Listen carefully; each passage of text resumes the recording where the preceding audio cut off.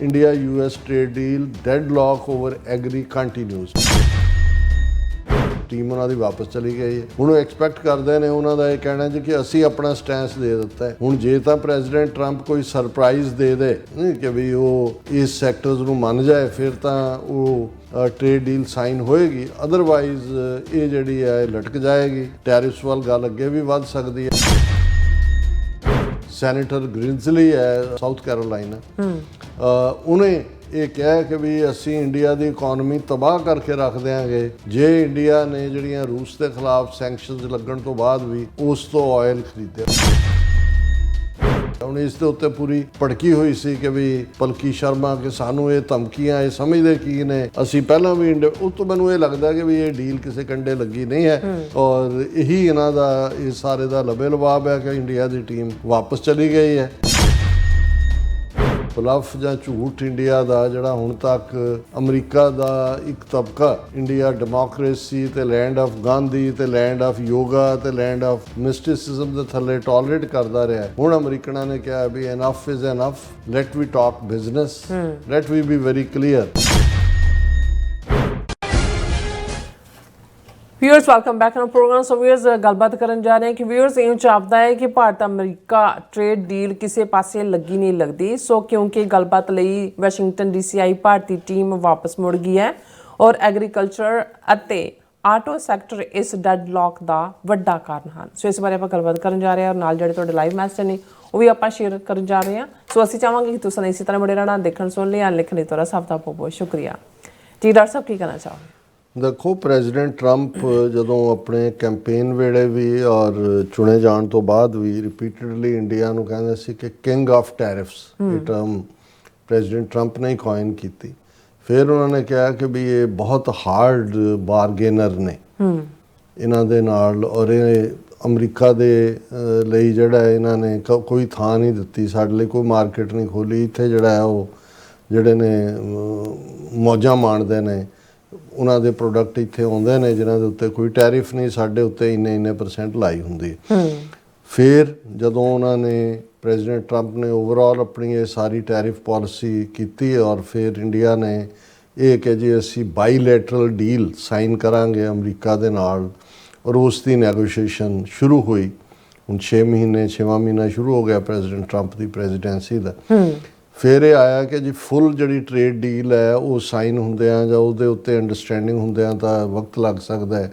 ਅਸੀਂ 31 ਜਿਹੜਾ ਹੈ ਉਹ ਜੂਨ ਤੋਂ ਪਹਿਲਾਂ 30 ਜੂਨ ਤੋਂ ਪਹਿਲੇ ਇਸ ਨੂੰ ਜਿਹੜਾ ਹੈ ਉਹ ਮਿਨੀ ਟ੍ਰੇਡ ਡੀਲ ਸਾਈਨ ਕਰ ਲਾਂਗੇ। ਉਹ ਵੀ ਟਾਈਮ 9 ਜੁਲਾਈ ਚਲਾ ਗਿਆ, ਹੁਣ 31 ਜੁਲਾਈ ਫਾਈਨਲ ਹੈ। ਅੱਜ ਅਸੀਂ 22 ਜੁਲਾਈ ਨੂੰ ਗੱਲ ਕਰ ਰਹੇ ਹਾਂ, 8-9 ਦਿਨ ਵਿਚਾਲੇ ਨੇ, ਲੇਕਿਨ ਕੋਈ ਮਿਨੀ ਟ੍ਰੇਡ ਡੀਲ ਵੀ ਨਹੀਂ ਹੋਈ। ਵੱਡੀ ਤਾਂ ਪਹਿਲੇ ਉਹਨਾਂ ਨੇ ਕਿਹਾ ਸੀ ਬਾਅਦ 'ਚ ਕਰਾਂਗੇ।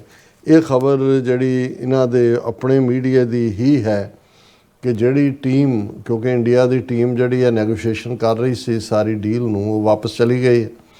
ਕਿਉਂਕਿ ਹੁੰਦਾ ਤਾਂ ਇਹ ਕਿ ਜੇ ਅੰਡਰਸਟੈਂਡਿੰਗ ਹੋ ਗਈ ਹੁੰਦੀ ਹੈ ਇਸ ਜਿਹੜੀਆਂ ਵੀ ਟਰਮਸ ਐਂਡ ਕੰਡੀਸ਼ਨਸ ਨੇ, ਫਿਰ ਤਾਂ ਕੋਈ ਜ਼ਰੂਰੀ ਤਾਂ ਨਹੀਂ ਹੈ ਕਿ ਵੀ ਜਾ ਕੇ 31 ਜੁਲਾਈ ਨੂੰ ਹੀ ਸਾਈਨ ਕਰਨੇ ਨੇ। ਫਿਰ ਤਾਂ ਕਿਸੇ ਵੇਲੇ ਵੀ ਉਹ ਟੀਮ ਵੀ ਮੌਜੂਦ ਹੁੰਦੀ ਔਰ ਬੜੇ ਇਸ ਤੋਂ ਇਹ ਲੱਗਦਾ ਹੈ ਵੀ ਡੈਡਲੌਕ ਵਿੱਚ ਕ੍ਰੀਏਟ ਹੋਇਆ ਔਰ ਡੈਡਲੌਕ ਦਾ ਰੀਜ਼ਨ ਦੋ ਵੱਡੇ ਸੈਕਟਰ ਜਿਹੜੇ ਐਗਰੀਕਲਚਰ ਸੈਕਟਰ ਹੈ ਔਰ ਆਟੋ ਸੈਕਟਰ ਹੈ।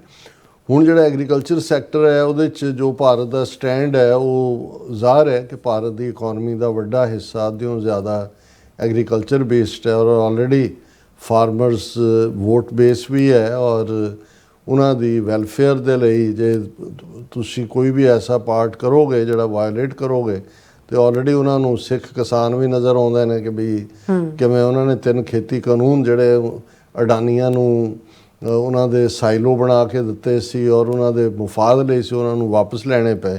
ਹੁਣ ਇਹ ਸਾਰੇ ਦੇ ਚੱਲਦੇ ਆ ਇੱਕ ਪਾਰਟ ਇਹਦੇ ਨਾਲ ਇਹ ਵੀ ਜੁੜਿਆ ਹੋਇਆ ਕਿ ਅਜੇ ਯੂਰਪੀਅਨ ਯੂਨੀਅਨ ਔਰ ਜਾਪਾਨ ਨਾਲ ਟ੍ਰੇਡ ਡੀਲ ਸਾਈਨ ਨਹੀਂ ਹੋਈ ਤੇ ਜੇ ਇੰਡੀਆ ਨੂੰ ਕੋਈ ਐਕਸਟਰਾ ਕੰਸੈਸ਼ਨ ਅਮਰੀਕਾ ਦੇ ਦਿੰਦਾ ਐਗਰੀਕਲਚਰ ਜਾਂ ਆਟੋ ਸੈਕਟਰ 'ਚ, ਇਹ ਇੱਕ ਪ੍ਰੈਸੀਡੈਂਟ ਵੀ ਬਣ ਜਾਏਗਾ ਜਿਹੜਾ ਕਿ ਫਿਰ ਯੂਰਪੀਅਨ ਯੂਨੀਅਨ ਜਾਂ ਜਾਪਾਨ ਦੇ ਨਾਲ ਡੀਲ ਦੇ ਵੇਲੇ ਅਮਰੀਕਾ ਦੇ ਲਈ ਡਿਸਐਡਵਾਂਟੇਜਸ ਪੋਜੀਸ਼ਨ ਹੋਏਗੀ। ਇਸ ਲਈ ਜਿਹੜੀ ਇਹਨਾਂ ਦੀ ਮੇਨ ਲਾਈਨ ਹੈ ਕਿ ਵੀ ਇਹ India US trade deal deadlock over agri continues, team ਉਹਨਾਂ ਦੀ ਵਾਪਸ ਚਲੀ ਗਈ ਹੈ। ਹੁਣ ਐਕਸਪੈਕਟ ਕਰਦੇ ਨੇ, ਉਹਨਾਂ ਦਾ ਇਹ ਕਹਿਣਾ ਜੀ ਕਿ ਅਸੀਂ ਆਪਣਾ ਸਟੈਂਸ ਦੇ ਦਿੱਤਾ ਹੈ। ਹੁਣ ਜੇ ਤਾਂ ਪ੍ਰੈਜ਼ੀਡੈਂਟ ਟਰੰਪ ਕੋਈ ਸਰਪ੍ਰਾਈਜ਼ ਦੇ ਦੇ ਕਿ ਵੀ ਉਹ ਇਸ ਸੈਕਟਰਸ ਨੂੰ ਮੰਨ ਜਾਏ, ਫਿਰ ਤਾਂ ਉਹ ਟ੍ਰੇਡ ਡੀਲ ਸਾਈਨ ਹੋਏਗੀ। ਅਦਰਵਾਈਜ਼ ਇਹ ਜਿਹੜੀ ਹੈ ਇਹ ਲਟਕ ਜਾਏਗੀ। ਟੈਰਿਫਸ ਵੱਲ ਗੱਲ ਅੱਗੇ ਵੀ ਵੱਧ ਸਕਦੀ ਹੈ। ਅੱਜ ਹੀ ਜਿਹੜੀ ਇਹਨਾਂ ਦੀ ਪਲਕੀ ਸ਼ਰਮਾ ਹੈ, ਜਿਹੜੀ ਕਿ ਉਹ ਇੱਕ ਸਪੈਸ਼ਲ ਪ੍ਰੋਗਰਾਮ ਦੇ ਵਿੱਚ ਅਮਰੀਕਾ, ਹੁਣ ਮੈਂ ਇਸ ਤੋਂ ਇਹ ਦੇਖ ਰਿਹਾ ਵੀ ਇਹਨਾਂ ਦੀ ਫਰਸਟ੍ਰੇਸ਼ਨ ਇੱਥੋਂ ਨਜ਼ਰ ਆ ਰਹੀ ਹੈ। ਜਿਹੜਾ ਇਹਨਾਂ ਦਾ ਮੀਡੀਆ ਹੁਣ ਇਹ ਜਿਹੜੀ ਪਲਕੀ ਸ਼ਰਮਾ ਜਿਸ ਪ੍ਰੋਗਰਾਮ ਨੂੰ ਰਨ ਕਰ, ਇਹ ਸਾਰਾ ਰਾਹ ਦਾ ਹੀ ਪ੍ਰੋਗਰਾਮ ਨੇ, ਰਾਹ ਦਾ ਹੈਡ। ਔਰ ਅੱਜ ਵੀ ਮੈਂ ਉਹਦਾ ਪ੍ਰੋਗਰਾਮ ਸੁਣਿਆ, ਇੰਨੀ ਬਿਟਰ ਹੈ ਅਮਰੀਕਾ ਨੂੰ, ਇੰਨੀਆਂ ਗਾਲੀ ਗਲੋਚ ਔਰ ਦੂਜੇ ਕਰ ਰਹੇ ਨੇ। ਉਹ ਤੋਂ ਮੈਨੂੰ ਲੱਗਦਾ ਹੈ ਕਿ ਬਈ ਇਹਨਾਂ ਨੂੰ ਇਹ ਨਜ਼ਰ ਆ ਗਿਆ ਕਿ ਵੀ ਇਹ ਟਰੰਪ ਐਡਮਿਨਿਸਟ੍ਰੇਸ਼ਨ ਦੇ ਸਾਹਮਣੇ ਜੋ ਮੈਂ ਬਾਈਡਨ ਦੇ ਵੇਲੇ ਮੌਜਾਂ ਕੀਤੀਆਂ ਐਵੇਂ ਨਹੀਂ ਚੱਲਦੀਆਂ। ਔਰ ਉਸ ਦੇ ਵਿੱਚ ਉਹ ਇਹ ਕਹਿ ਰਹੀ ਹੈ, ਕਿਉਂਕਿ ਕੱਲ੍ਹ ਹੀ ਜਿਹੜੇ ਸੈਨੇਟਰ ਗ੍ਰਿੰਜ਼ਲੀ ਹੈ ਨਾਰਥ ਕੈਰੋਲਾਈਨਾ ਦਾ, ਸ਼ਾਇਦ ਸਾਊਥ ਕੈਰੋਲਾਈਨਾ, ਉਹਨੇ ਇਹ ਕਿਹਾ ਕਿ ਵੀ ਅਸੀਂ ਇੰਡੀਆ ਦੀ ਇਕੋਨਮੀ ਤਬਾਹ ਕਰਕੇ ਰੱਖ ਦਿਆਂਗੇ ਜੇ ਇੰਡੀਆ ਨੇ ਜਿਹੜੀਆਂ ਰੂਸ ਦੇ ਖਿਲਾਫ ਸੈਂਕਸ਼ਨਸ ਲੱਗਣ ਤੋਂ ਬਾਅਦ ਵੀ ਉਸ ਤੋਂ ਆਇਲ ਖਰੀਦਿਆ। ਹੁਣ ਇਸ ਦੇ ਉੱਤੇ ਪੂਰੀ ਭੜਕੀ ਹੋਈ ਸੀ ਕਿ ਵੀ ਪਲਕੀ ਸ਼ਰਮਾ ਕਿ ਸਾਨੂੰ ਇਹ ਧਮਕੀਆਂ, ਇਹ ਸਮਝਦੇ ਕੀ ਨੇ, ਅਸੀਂ ਪਹਿਲਾਂ ਵੀ ਉਸ ਤੋਂ ਮੈਨੂੰ ਇਹ ਲੱਗਦਾ ਕਿ ਵੀ ਇਹ ਡੀਲ ਕਿਸੇ ਕੰਡੇ ਲੱਗੀ ਨਹੀਂ ਹੈ। ਔਰ ਇਹੀ ਇਹਨਾਂ ਦਾ ਇਹ ਸਾਰੇ ਦਾ ਲਬੇ ਲਬਾਬ ਹੈ ਕਿ ਇੰਡੀਆ ਦੀ ਟੀਮ ਵਾਪਸ ਚਲੀ ਗਈ ਹੈ। ਹੁਣ ਉਹਨਾਂ ਨੇ ਕਹਿ ਦਿੱਤਾ ਜੀ ਅਸੀਂ ਜੋ ਕਹਿਣਾ ਸੀ ਕਹਿ ਦਿੱਤਾ ਹੈ। ਹੁਣ ਟਰੰਪ ਉਹ ਟਰਮਸ ਨੂੰ ਐਕਸੈਪਟ ਕਰਦਾ ਹੈ ਕਿ ਨਹੀਂ, agriculture remains a major issue where there is a lack of agreement.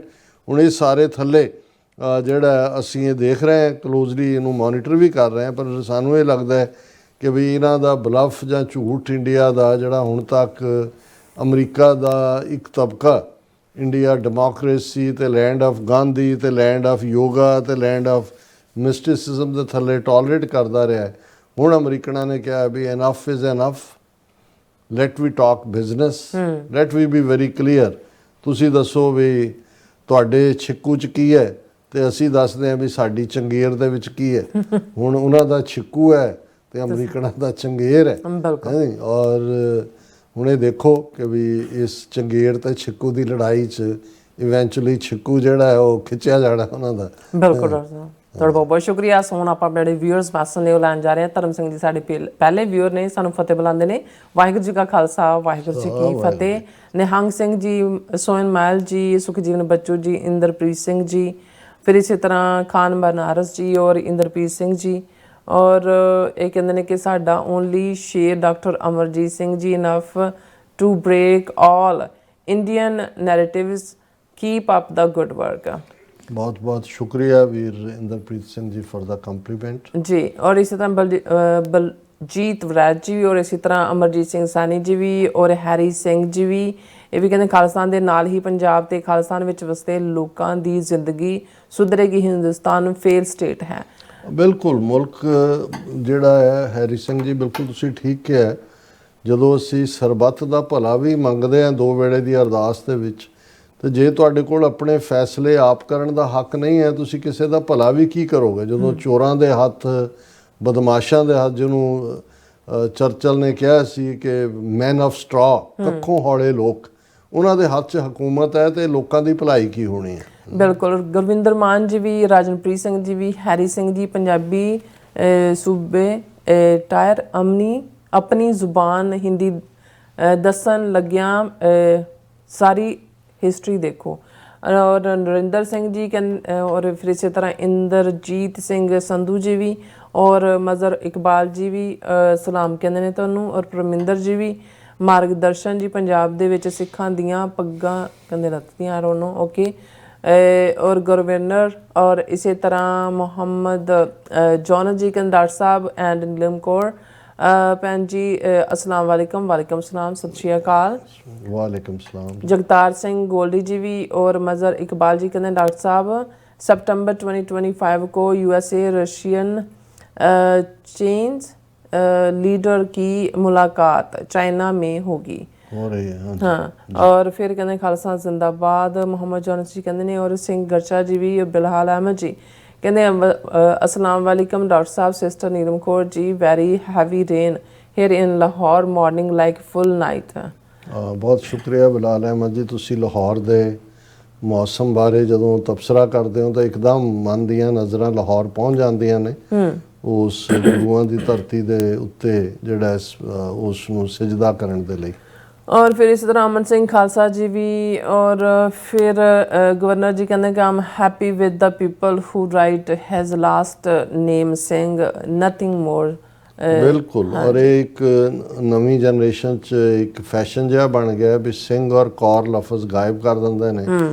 ਇਹ ਗੁਰੂ ਦਾ ਦਿੱਤਾ ਹੋਇਆ ਸਾਨੂੰ ਉਹ ਟਾਈਟਲ ਹੈ, ਉਹ ਬਹਾਦਰੀ ਦਾ। ਸਿੰਘ ਸ਼ੇਰ ਵਾਂਗ ਨਿਡਰਤ ਹੈ ਔਰ ਕੌਰ ਗੁਰੂ ਕੇ ਸਾਹਿਬਜ਼ਾਦੇ ਸ਼ਹਿਜ਼ਾਦੀਆਂ ਹੋਣ ਦਾ ਮਾਣ ਹੈ। ਔਰ ਇਹ ਸਾਨੂੰ ਹਮੇਸ਼ਾ ਬੋਲਣ ਲੱਗੇ ਵੀ, ਲਿਖਣ ਲੱਗੇ ਵੀ, ਔਰ ਜਦੋਂ ਅਸੀਂ ਅੱਗੋਂ ਆਪਣੇ ਬੱਚੇ ਬੱਚੀਆਂ ਦੇ ਨਾਂ ਰੱਖਦੇ ਹਾਂ, ਇਹ ਨਵੀਂ ਜਨਰੇਸ਼ਨ ਨੂੰ ਇਸ ਗੱਲ ਦਾ ਅਹਿਸਾਸ ਹੋਣਾ ਚਾਹੀਦਾ ਹੈ ਕਿ ਨੇਮ ਇਜ਼ ਦਾ ਗੇਮ। ਬਿਲਕੁਲ। ਔਰ ਇਸ ਦੇ ਵਿੱਚ ਬਹੁਤ ਕੁਝ ਲੁਕਿਆ ਹੋਇਆ, ਸਾਡਾ ਪ੍ਰਾਈਡ ਹੈ ਸਾਡੇ ਇਤਿਹਾਸ ਦਾ। पाल सिंह गरेवाल जी भी, और इस तरह बिलाल अहमद जी कहते डॉक्टर साहब आपको लाहौर के मौसम की बारे मैं इसलिए बताता हूँ कि पता चले कि गुरु नानक और रंजीत सिंह की धरती का वैदर कैसा है।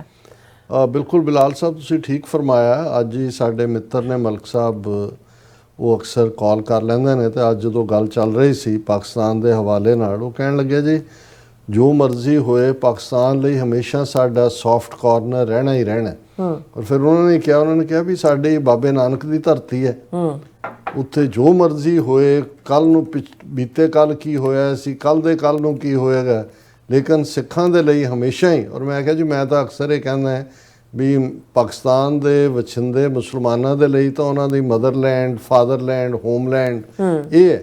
ਸਾਡੇ ਲਈ ਪਾਕਿਸਤਾਨ ਪਾਵਨ ਧਰਤੀ ਹੈ, ਸਾਡੇ ਗੁਰੂ ਸਾਹਿਬਾਨ ਦੀ ਚਰਨ ਛੋਹ। ਜਿਵੇਂ ਹਰ ਦੁਨੀਆ ਦੇ ਮੁਸਲਮਾਨ ਜਿਹੜੇ 100 ਤੋਂ ਜ਼ਿਆਦਾ ਮੁਲਕਾਂ 'ਚ ਵਸਦੇ ਨੇ, ਉਹਨਾਂ ਦੇ ਲਈ ਉਹਨਾਂ ਦੀ ਪਾਵਨ ਧਰਤੀ ਸਾਊਦੀ ਅਰੇਬੀਆ, ਜਿੱਥੇ ਮੱਕਾ ਮਦੀਨਾ ਹੈ। ਸੋ ਸਾਡੇ ਲਈ ਤਾਂ ਸਿੱਖ ਜਿੱਥੇ ਦੁਨੀਆ 'ਚ ਜਿੰਨੇ ਵੀ ਮੁਲਕਾਂ 'ਚ ਵਸਦੇ ਨੇ 100-150, ਸਾਡੀ ਪਾਵਨ ਧਰਤੀ ਜ਼ਾਹਰ ਹੈ ਕਿ ਨਨਕਾਣਾ ਸਾਹਿਬ, ਕਰਤਾਰਪੁਰ ਸਾਹਿਬ, ਔਰ ਸਾਡਾ ਵਿਰਸਾ ਵੀ ਇੱਕ ਤਾਂ ਚਲੋ ਧਾਰਮਿਕ ਤਾਂ ਹੈ ਹੀ ਹੈ। ਮਹਾਰਾਜਾ ਰਣਜੀਤ ਸਿੰਘ ਦਾ ਜਿਹੜਾ ਸਾਰਾ ਹੈਰੀਟੇਜ ਹੈ ਸਿੱਖ ਰਾਜ ਦੇ ਵੇਲੇ ਦਾ, ਔਰ ਇਹ ਮੁਬਾਰਕ ਹੈ ਮੈਂ ਸਮਝਦਾ ਸਾਡੇ ਲਈ ਕਿ ਵੀ ਪਾਕਿਸਤਾਨ ਦੀ ਹਕੂਮਤ ਨੇ ਜਿਵੇਂ ਹੁਣ ਲਾਹੌਰ ਕਿਲੇ ਦੇ ਵਿੱਚ ਸਿੱਖ ਗੈਲਰੀ ਬਣਾਈ ਹੈ। ਔਰ ਮੈਂ ਦੇਖਦਾ ਵੀ ਬਹੁਤ ਸੋਹਣਾ ਪੰਜਾਬੀ ਬੋਲਣ ਵਾਲੀਆਂ ਬੀਬੀਆਂ ਜਿਹੜੀਆਂ ਗਾਈਡ ਨੇ ਉਹ ਲੈ ਕੇ ਜਾਂਦੀਆਂ ਨੇ ਕਿ ਇਹ ਤਲਵਾਰ ਹੈ, ਇਹ ਤੋਪ ਹੈ, ਇਹ ਸਿੱਖ ਰਾਜ ਦੀ ਇਹ ਨਿਸ਼ਾਨੀ ਹੈ। ਔਰ ਇਸੇ ਤਰ੍ਹਾਂ ਈਵਨ ਫਕੀਰ ਖਾਨਾ, ਜਿਹੜੇ ਫਕੀਰ ਅਜ਼ੀਜ਼ੁਦੀਨ ਮਹਾਰਾਜਾ ਰਣਜੀਤ ਸਿੰਘ ਦੇ ਫੋਰਨ ਮਿਨਿਸਟਰ ਸੀ, ਉਹਨਾਂ ਦੇ ਜਿਹੜੇ ਡਾਇਰੈਕਟ ਡਿਸੈਂਡੈਂਟ ਨੇ, ਉਹਨਾਂ ਨੇ ਆਪਣੇ ਘਰ ਦੇ ਹੀ ਵੱਡੇ ਹਿੱਸੇ 'ਚ ਸਿੱਖ ਰਾਜ ਨਾਲ ਸੰਬੰਧਿਤ ਜਿਹੜੀਆਂ ਨੇ ਚੀਜ਼ਾਂ ਸਾਂਭੀਆਂ ਹੋਈਆਂ ਨੇ। ਸੋ ਸਾਡੇ ਲਈ ਸੱਚਮੁੱਚ ਤੁਸੀਂ ਠੀਕ ਕਿਹਾ ਕਿ ਜਦੋਂ ਤੁਸੀਂ ਮੈਂਸ਼ਨ ਕਰਦੇ ਹੋ ਇੱਕਦਮ ਸਾਡੇ ਲਈ ਉਹ ਇੱਕ ਹੋਲੀ ਐਕਸਪੀਰੀਅੰਸ ਹੁੰਦਾ ਹੈ, ਪਵਿੱਤਰ ਅਨੁਭਵ ਹੁੰਦਾ ਹੈ। ਬਿਲਕੁਲ। ਰਾਜਵਿੰਦਰ ਕੌਰ ਜੀ ਵੀ, ਔਰ ਇਸੇ ਤਰ੍ਹਾਂ ਕਮਲਜੀਤ ਸਿੰਘ ਜੀ ਕਹਿੰਦੇ after 19 years in jail without bail, no released by high court, those were given death and life sentence by special court. That's a minority situation there. Full program can be done on it. Kamaljeet Singh ji ਠੀਕ ਕਹਿ ਰਹੇ ਹੋ, ਕਿਉਂਕਿ Bombay bomb ਧਮਾਕਿਆਂ ਨਾਲ ਇਹਨਾਂ ਨੂੰ ਜੋੜ ਕੇ, ਔਰ ਇੱਕ BBC ਦੀ ਸਟੋਰੀ ਵੀ ਸੀ ਦੇ ਤੇ ਉਹਨੇ ਕਿਹਾ ਜੀ ਠੀਕ ਹੈ ਹੁਣ ਮੈਂ ਕੁਇਟ ਹੋ ਗਿਆ, ਮੇਰੀ ਜਵਾਨੀ ਤਾਂ ਸਾਰੀ ਜੇਲ੍ਹਾਂ 'ਚ ਕੱਢ ਗਈ ਜੀ। और इसी तरह बिलाल अहमद जी कहते हैं डॉक्टर साहब ने नहीं कहना चाहिए, डॉक्टर साहब नेक्स्ट 8 years में जो चाइना ने डैम बना देना है जी। और इसी तरह जसपाल सिंह कैले जी भी, हाँ जी। फिर इसी तरह गुरप्रकाश सिंह जी भी, फिर इस तरह अनुपा जी भी कहते व्हीकल्स ਦੇ ਉੱਤੇ ਇੰਡੀਆ ਵਾਲੇ 120% ਲਾਉਂਦੇ ਨੇ। और फिर इस तरह बिलाल जी कहते हैं कि डॉक्टर साहब पाकिस्तान ने 266 इंडियन आर्मी के सोल्जर मारे हैं, वी हैव कन्फर्म प्रूफ, और USA को भी पता है कि इंडिया के साथ बलात्कार हो गया है। सुखजीत सिंह जी भी इसी तरह फिर ਇਹ ਕਹਿੰਦੇ ਕਿ ਆਮ ਫਰੋਮ ਜਲੰਧਰ, ਪੰਜਾਬ ਖਾਲਸਾ ਜ਼ਿੰਦਾਬਾਦ। ਜ਼ਿੰਦਾਬਾਦ ਜ਼ਿੰਦਾਬਾਦ। ਤੁਸੀਂ ਸਾਡੇ ਪੁਰਾਣੇ ਸ਼ਹਿਰ ਨਾਲ ਜੁੜੇ ਹੋਏ ਹੋ। ਹਿੰਦੀ ਗੁਰਬਾਣੀ ਵਿੱਚ ਆ ਡਾਕਟਰ ਸਾਹਿਬ ਗੱਲ ਮੁੱਕਦੀ, ਟਰੰਪ ਤੋਂ ਕੋਈ ਉਮੀਦ ਰੱਖੀਏ? ਦੇਖੋ ਉਮੀਦ ਤਾਂ ਅਕਾਲ ਪੁਰਖ ਤੋਂ ਹੀ ਹੁੰਦੀ ਹੈ, ਪਰ ਹਾਲ ਦੀ ਘੜੀ ਜਿਹੜਾ ਟਰੰਪ ਘੱਟੋ ਘੱਟ ਇੰਡੀਆ ਨੂੰ ਔਰ RSS ਮੋਦੀ ਰਜੀਮ ਨੂੰ ਸਮਝਣ ਲੱਗ ਗਿਆ ਚੰਗੀ ਤਰ੍ਹਾਂ ਪਹਿਲੀ ਟਰਮ ਵੇਲੇ ਤਾਂ ਅਬ ਕੀ ਬਾਰ ਟਰੰਪ ਸਰਕਾਰ ਨਮਸਤੇ ਟਰੰਪ ਸੀ। ਸੋ ਹੋਪਫੁਲੀ ਬਲਿਹਾਰ ਸਿੰਘ ਕੰਗ ਜੀ ਵੀ ਔਰ ਸਭ ਦਾ ਬਹੁਤ ਬਹੁਤ ਸ਼ੁਕਰੀਆ। ਇਸ ਨੇ ਆਪਣੇ ਵਿਊਜ਼ ਕੋਲ ਨੇ ਇਜਾਜ਼ਤ। ਵਿਊਅਰਸ ਸਾਡੇ ਪ੍ਰੋਗਰਾਮ ਦਾ ਸਮਾਂ ਇੱਥੇ ਮੁੱਕਦਾ। ਤੁਸੀਂ ਆਪਣੀ ਰਾਏ ਤੇ ਸੁਝਾਅ ਸਾਨੂੰ ਭੇਜਣਾ ਪੈਣਾ ਸਾਡੇ ਇਸ ਪਤੇ ਤੇ sos@tvt4.tv ਤੇ ਅਸੀਂ ਆਪਣਾ ਪ੍ਰੋਗਰਾਮ ਲੈ ਕੇ ਫਿਰ ਦੁਬਾਰਾ ਤੁਹਾਡੇ ਸਾਹਮਣੇ ਹੋਵਾਂਗੇ। ਤਦ ਤੱਕ ਲਈ ਮੈਨੂੰ ਤੇ ਆਪਣੇ ਡਾਕਟਰ ਸੁਣਾ ਗਿਆ ਦੋ ਦੇਖਦੇ ਰਹੋ TV4 ਬੁਲਾ ਦਿਓ ਫਤਿਹ। ਵਾਹਿਗੁਰੂ ਜੀ ਕਾ ਖਾਲਸਾ ਵਾਹਿਗੁਰੂ ਜੀ ਕੀ ਫਤਿਹ। ਰੱਬ ਰਾਖਾ।